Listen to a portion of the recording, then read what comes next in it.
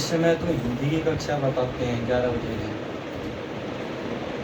नहीं अभी जैसे अभी- चल रहा है ना अभी पहले तो का टाइम टेबल वैसे ही चल टाइम टेबल बनाई नहीं है। हाँ, अभी इस समय सुबह 11 से 10 से 11 तो ले रहे हैं पॉलिटिकल साइंस पॉलिटिकल वाले। वालों ने भी अपने हिसाब से सेट कर रखा है। बाकी निर्देश तो ये है कि जो पहले समय सारणी थी उसी के अनुसार जो है अध्ययन अध्यापन होगा, ये कहा है। वो ले रहे हैं उनको। चलो आरंभ करते हैं। अपना 11 का ही रखेंगे ये होगा आपके वाली क्लास में। चलो मंगलाचरण करते हैं। यो अन्तः प्रविश्य मम वाचमिमां प्रसूप्तां सञ्जीवयत्यखिलशक्तिधरः स्वधाम्ना अन्यांश्च श्रवणत्वगादि प्राणान्नमो भगवते पुरुषाय तुभ्यम् प्राणान्नमो भगवते पुरुषाय तुभ्यम्।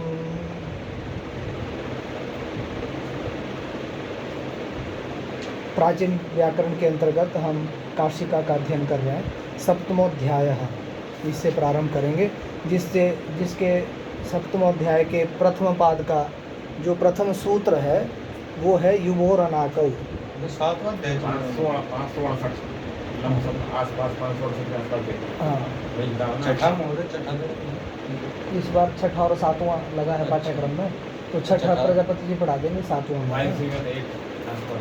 तो युवो हो, 560 यू और वू, 560 युश्च बुश्च, हाँ युवो। और ये षष्ठी विभक्ति का द्विवचन है तो बनेगा युवो। जैसे भानु शब्द का षष्ठी विभक्ति के द्विवचन में बनता है भानो हो, भानो हो, भानवो हो। जैसे भानवो हो बनता है वैसे युवो हो, है ना। और अन अकौ, अनश्च अकश्च अन अकौ, तो प्रथम विभक्ति का द्विवचन है रामो की तरह। तो दो आदेश हैं और दो ही अनुदेश हैं, इनको आदेश और अनुदेश कहते हैं। जब ये समान होते हैं तो वहाँ पर क्रम से यू के स्थान पर अनादेश हो जाएगा और बू के स्थान पर अकादेश हो जाएगा। यह व्यवस्था करने वाला सूत्र है यथा संख्यम अनुदेशः समाना। इसका अर्थ है कि यथा संख्या का अर्थ होता है क्रम पूर्वक। जहाँ पर आदेश और अनुदेश समान हो वहाँ क्रम से आदेश और अनुदेश हो जाते हैं। तो क्रम यही है, पहले यू है ना, और अक है, यू और वू है, क्रम से यू और वू है, और वहाँ क्रम से अन और अक है। तो यू के स्थान पर अनादेश हो जाएगा और वू के स्थान पर अकादेश हो जाएगा। और संपूर्ण सूत्र है युवोः अनाकौ। समस्त पद में पढ़ेंगे तो युवोर अनाकौ, युवोः अनाकौ। क्योंकि आगे अनाकौ है तो युवोर जो र है वो हलंत हो जाएगा, विसर्ग नहीं हुआ, विसर्ग होके फिर उसको स को र हो गया, संधि में युवोर अनाकौ, है ना। अब ये र जो हलंत है, यदि आगे अ नहीं होता, अनाकौ का अ नहीं होता, यदि खर होता, ख फ छ ट इत्यादि होता, तो फिर यहाँ पर विसर्ग हो जाता र को। जैसे आप बहुत जगह रामः फलति या रामः खनति, तो वहाँ पर जो ससजु सो रू का जो रुकार का जो र और उसको जो है विसर्ग हो जाता है। खर अवसाना यो हो विसर्जनीय इस सूत्र के द्वारा, क्योंकि आगे खर है, यह अवसान है, तो खर के परे रहते जो रेफ होता है, रू का जो रेफ होता है उसको विसर्ग हो जाता है। युवोर अनाकौ, अब यहाँ पर अ है, आगे खर नहीं है, अ तो खर में आता नहीं, अनाकौ का खर में नहीं आता, तो युवोर अनाकौ, र रह जाएगा हलंत वाला, और अनाकौ का जो अ है उसमें पीछे मिल जाएगा, तो युवोर अनाकौ, ये हमारा सूत्र है। अब इसमें एक चीज़ और जानने वाली है कि ये अंगस्य की अनुवृत्ति आ रही है, युवोर नाको सूत्र में अंगस्य की अनुवृत्ति आ रही है। ये अंगस्य सूत्र कहाँ है? तो ये अंगस्य सूत्र कहाँ है? छठे अध्याय के चौथे पाद का पहला सूत्र है। आपके पास मूल अष्टाध्यायी होगी तो आप देख सकते हैं, चौथे अध्याय के पहले पाद का, अंकार सूत्र है। हाँ, चौथे अध्याय के प्रथम पाद का, नहीं छठे अध्याय के, हाँ 6-4-1 छठे अध्याय के चौथे पाद का पहला सूत्र है अंगस्य। उसके बाद है हल, नामी, न तीसरी चतुश्री, छंदस्य उभय था। तो इस अंगस्य की अनुवृत्ति कहाँ तक जाएगी मैं आपको ये बताना चाह रहा हूँ, 7वां अध्याय के चौथे पाद तक। कहाँ तक जाएगी अंगस्य की अनुवृत्ति? 7वां अध्याय के चौथे पाद जाएगी, हाँ अंतिम तक। तो अर्थ क्या हुआ?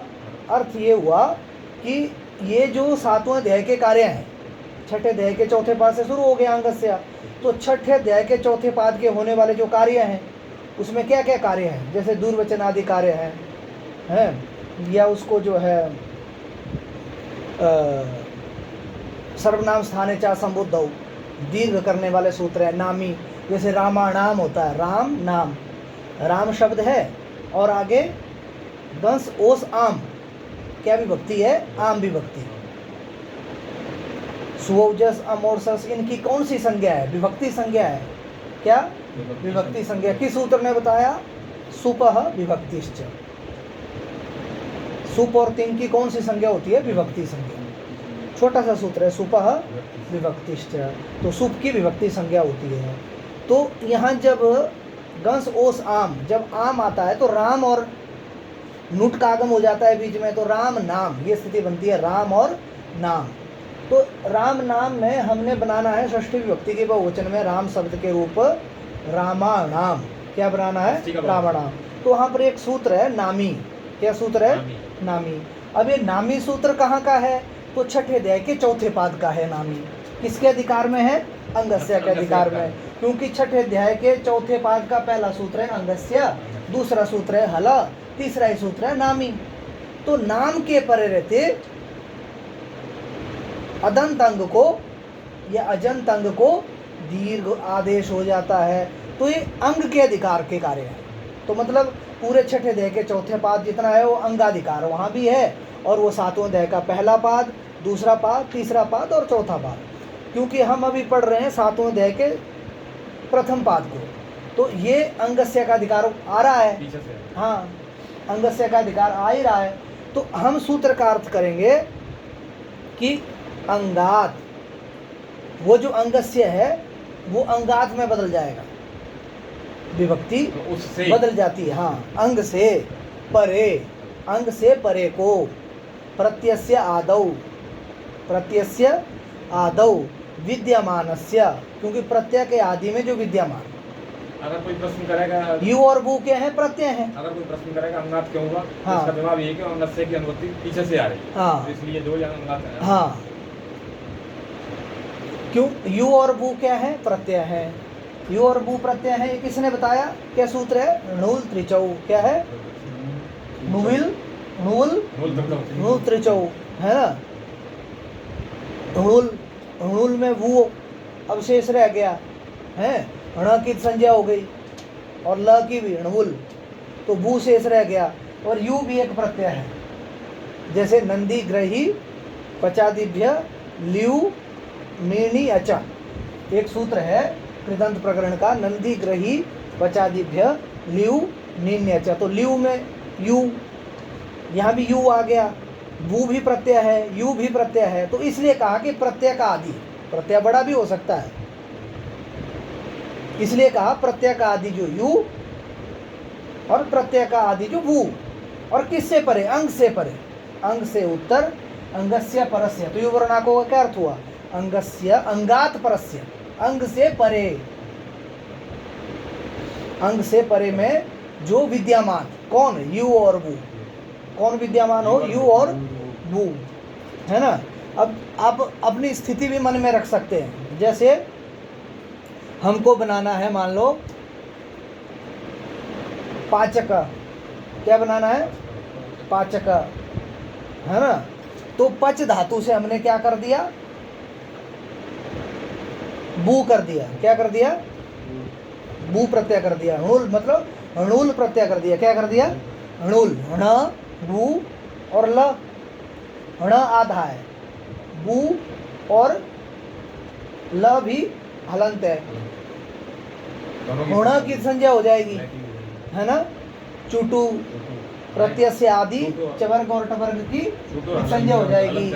हाँ ठीक है, तो चुटू से क्या हो जाएगी, ण की संज्ञा हो जाएगी और ल की संज्ञा किससे हो जाएगी, हलंत्यम से। शेष क्या रहा, बू। अब आप ब्लैक बोर्ड पर देखिए, पच और बू, क्या स्थिति आई, पच और बू, पच धातु है और बू प्रत्यय। अब ये जो बू है इसके परे रहते जो पच है इसकी करनी है अंग संज्ञा। क्या करनी है, अंग संज्ञा। अंग संज्ञा करने वाला सूत्र है कि प्रत्यय के परे रहते जिस प्रकृति से या जिस प्रातिपदिक से प्रत्यय किया जाता है, प्रत्यय के परे रहते जो प्रकृति है वो प्रातिपदिक के रूप में भी हो सकती है प्रकृति और धातु के रूप में भी हो सकती है, वो उसकी पूर्व की अंग संज्ञा